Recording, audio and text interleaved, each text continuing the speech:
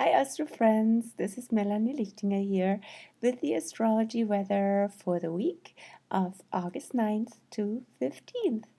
And this has become a really sweet routine to post every Tuesday the weekly astrology vibes and energies with suggestions how to be in alignment and how to be aware to what's going on, and of course to make the best out of it and be an expression of your cosmic self and of the energies that are presenting at this point. I've been an astrologer for 22 years, almost exactly now. August marks actually the 22nd anniversary of my astrology practice here in Victoria, live here in the city, and of course also online. And at this occasion, I have a sweet deal offer on for the whole month of August to all of you, especially those who have been my clients for quite a long time or had their first session more than 11 years ago, or even between so more up to 11 years ago, or even more than 11 to 22 years ago. Keep an eye on that. The offer is posted on my Facebook astrology page, and of course also in the email Astro News that is sent out for every new moon and full moon. The next one will be for the full moon of August 11th, which also this video cast is about. So this much for the offer that I would like to make available for you. If you feel called to get your first astrology session or tune in again, this is definitely the month. Okie dokie, let's dive into it. And the highlight of this week is, of course, the supermoon, the last supermoon in a series of 4, if we go by a wide definition. So the 4 closest moons in the orbit as full moons in relation to the Earth. And that is called a perigee. Perigee and syzygy, the tongue twister, is the point of the moon furthest away from the Earth in its orbit, so it will be a micro, that would be a micromoon. But now we have the last supermoon of 4, and the actual previous one on July the 13th was the supermoon of the year, the closest, the brightest, the biggest, and I hope you've seen her beautifully rise in the east as I did with friends. This one will be also full, very close to moonrise. So a little bit before moonrise, because the exact full moon will be at 6:36 p.m. Let's just check. 6:36 p.m. Pacific. I usually go by Pacific, of course, because that's the location here. And as I'm looking out of the window, there's such a beautiful reflection of the sunset, of the golden sunset in Leo times now. And clouds are sailing by. That is a cloud energy, is very Aquarian. So they usually come in groups, and they are a beautiful expression of the air element, of freedom, of an energy surrounding us that we can tune into cloud constellations.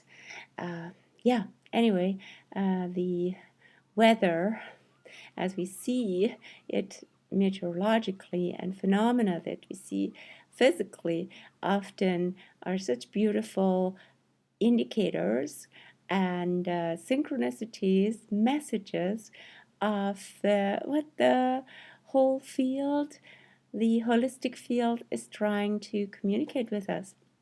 So it's up to us to recognize those and be aware also of details and of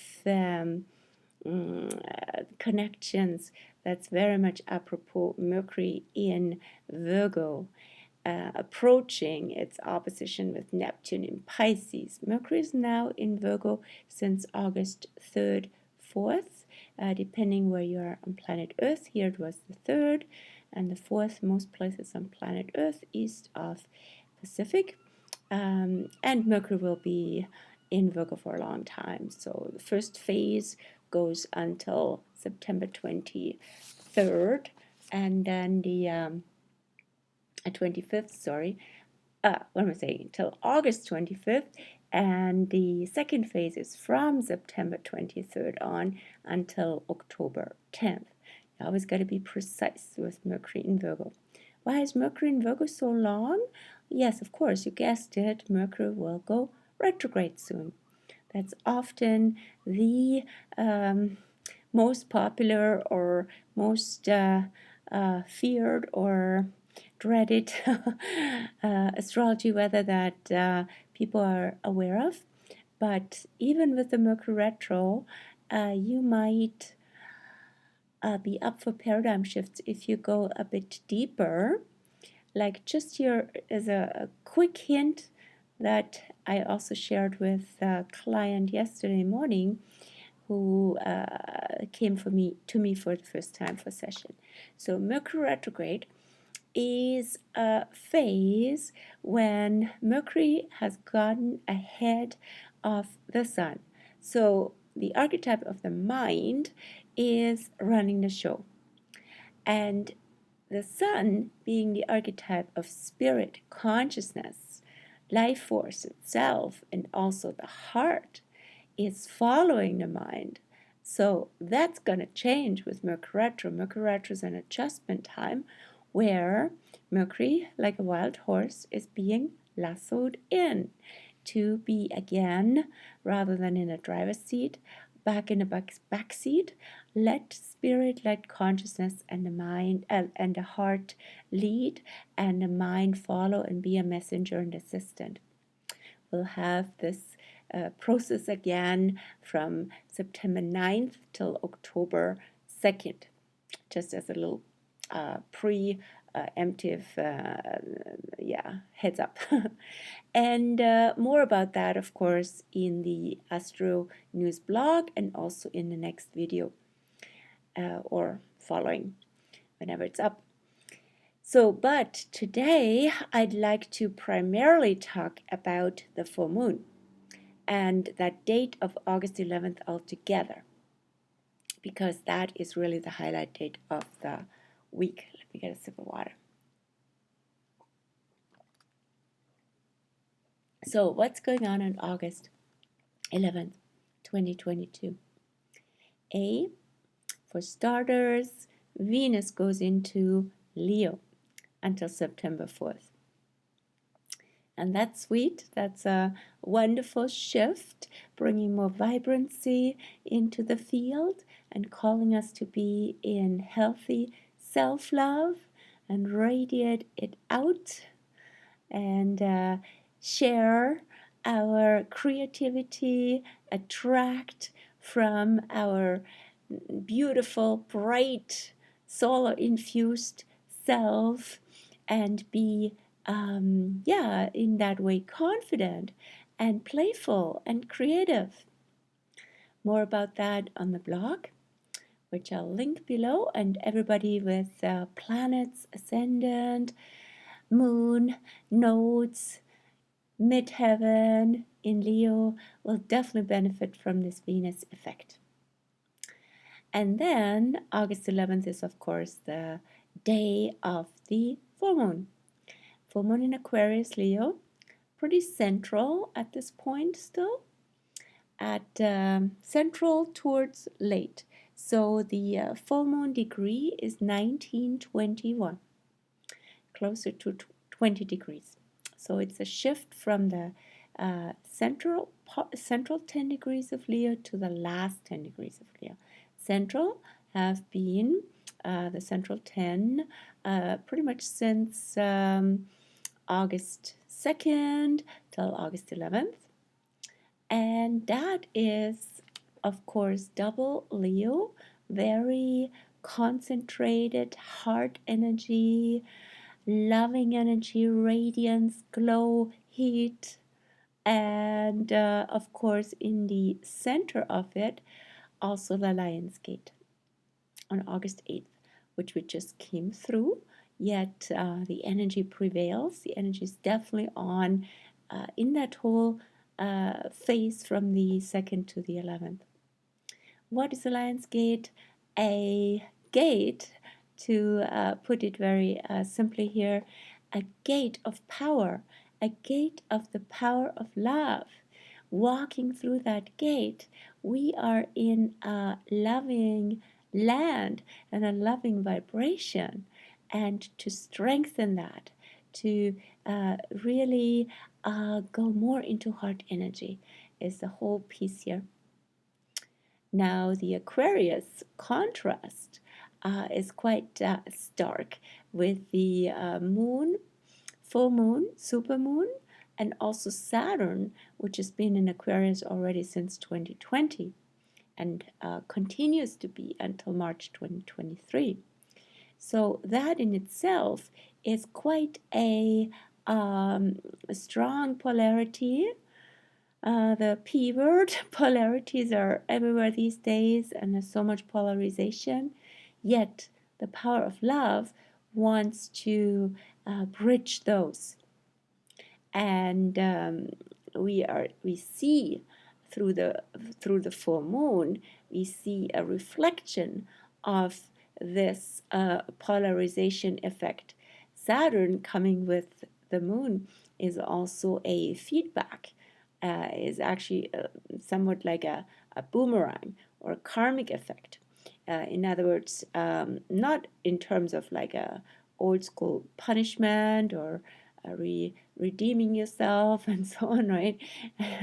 But rather cause and effect. So if you do this, you have that result. And there's lessons that come with that. If humanity is in fear, which is Saturn in Aquarius, has been on since 2020. Started earlier in spring 2020 and then full on from December 2020 on. Humanity in fear. Fear causes separation, projection, and it's narrow. The energy gets really narrow. It's not open and expansive like the Leo solar energy, in contrast to it. So now we're seeing really the effects of that, in a way the harvest of that, the fruition of that, if you will. Hopefully lots of us can see that we rather be in an energy of love than division.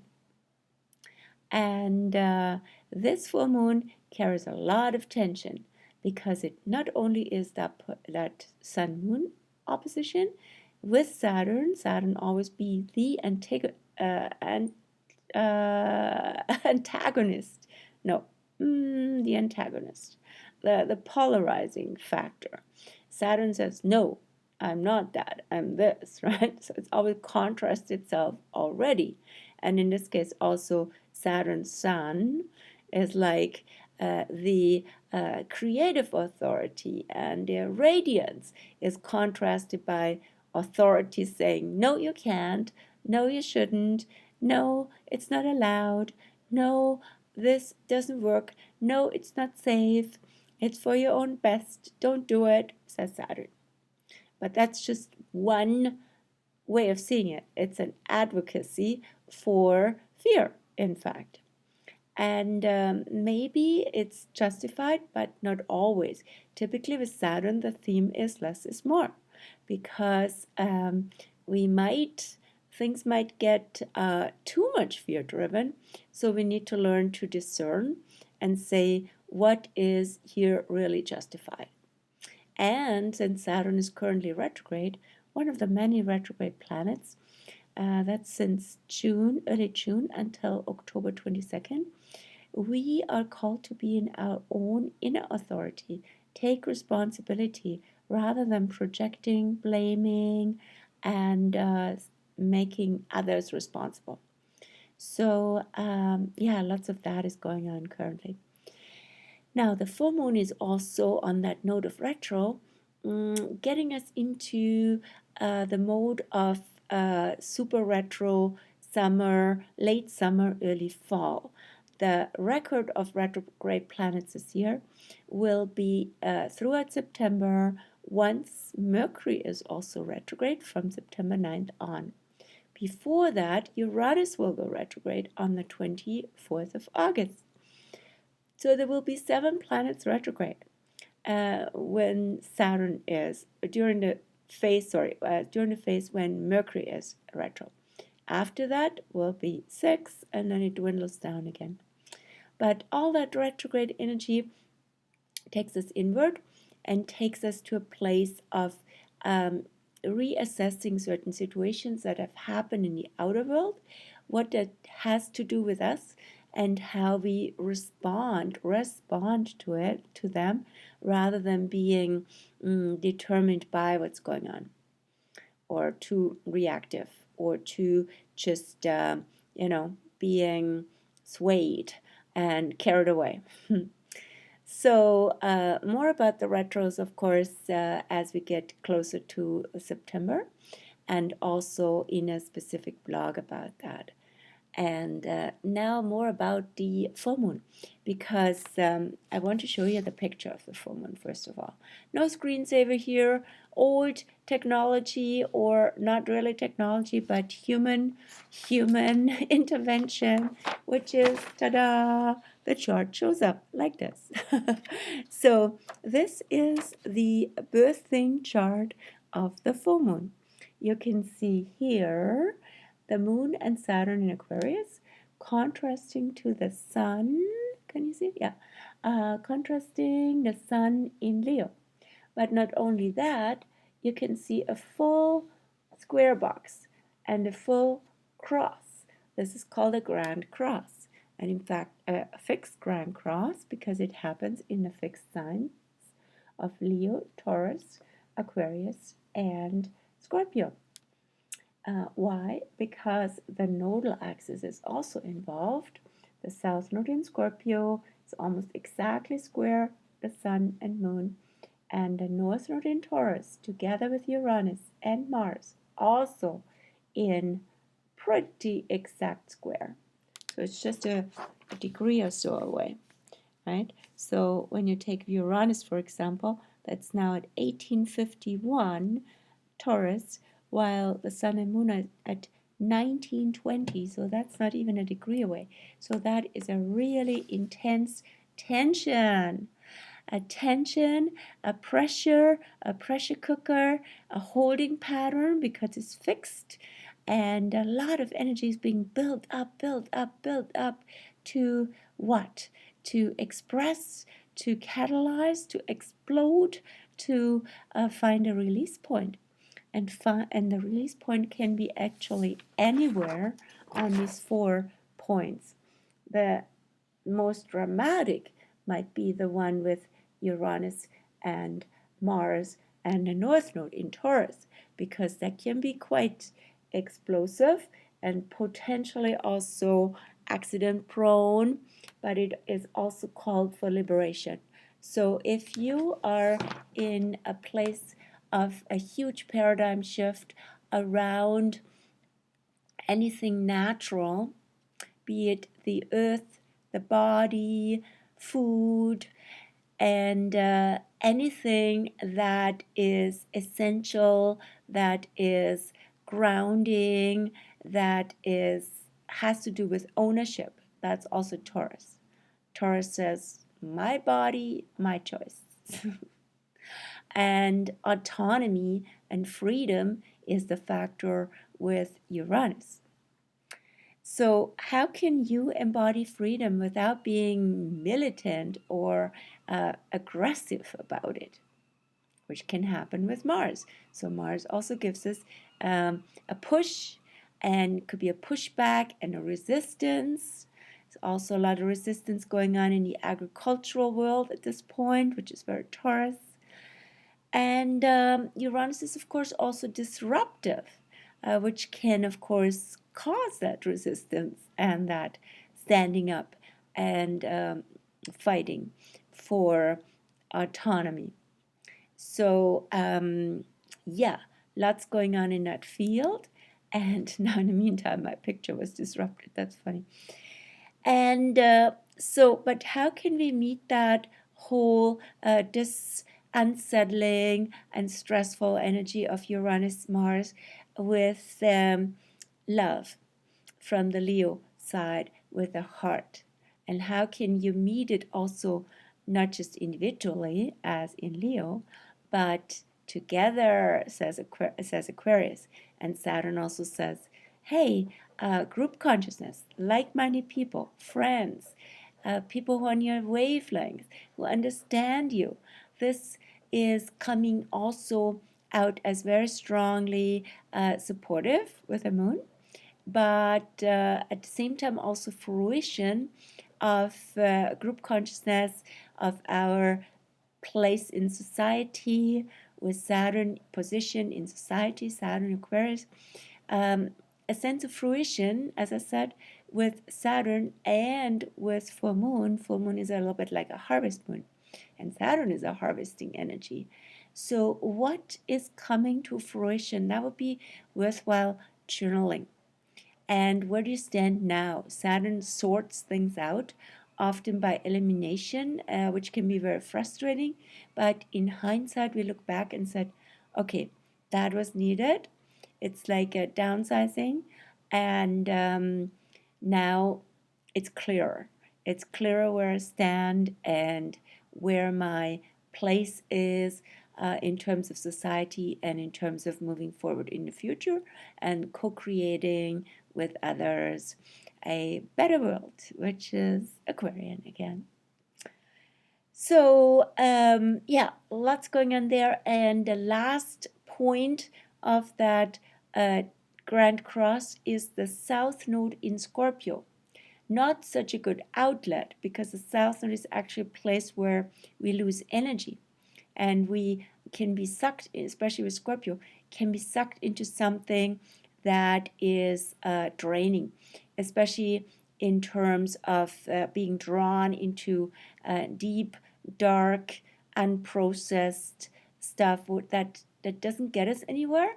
It just shows us how corrupt everything is, and how things, too much of the dark side of everything can be actually debilitating, even though it's wonderful, super important now to reveal things, which comes up with the South Node. So much is being rushed up with the South Node in Scorpio since December 2021 until July 2023, and simultaneously Pluto, rule of Scorpio, in Capricorn. So there is so much being revealed now. However, we must not get stuck in the dark.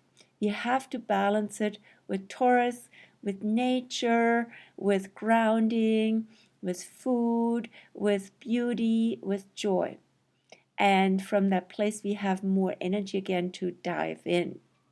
But yeah, as I said, the Scorpio point is at this point with the supermoon, not necessarily the outlet.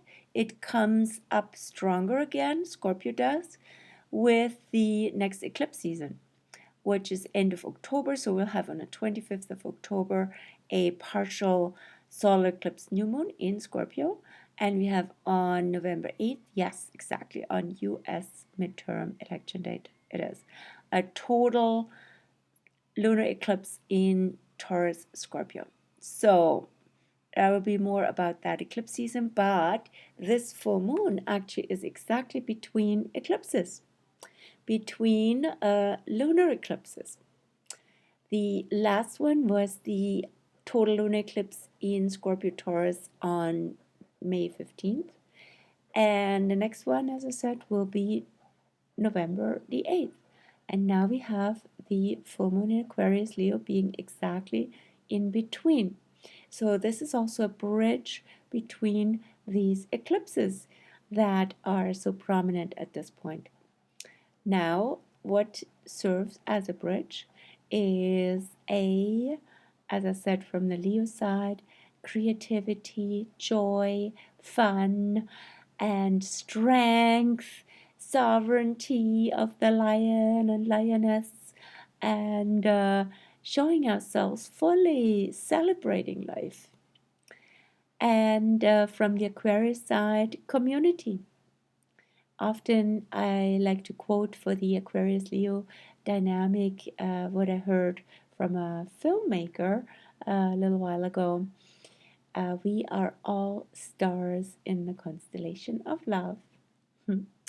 And on that note, I would like to leave it with this video, except for one more point, which is just the lunar arc of the week will be from Capricorn today to Aries on the 15th, with of course the Capricorn up to Aquarius will be the waxing moon up to fullness, and then from Aquarius waning again to Aries, which will be the waning moon in on the 15th.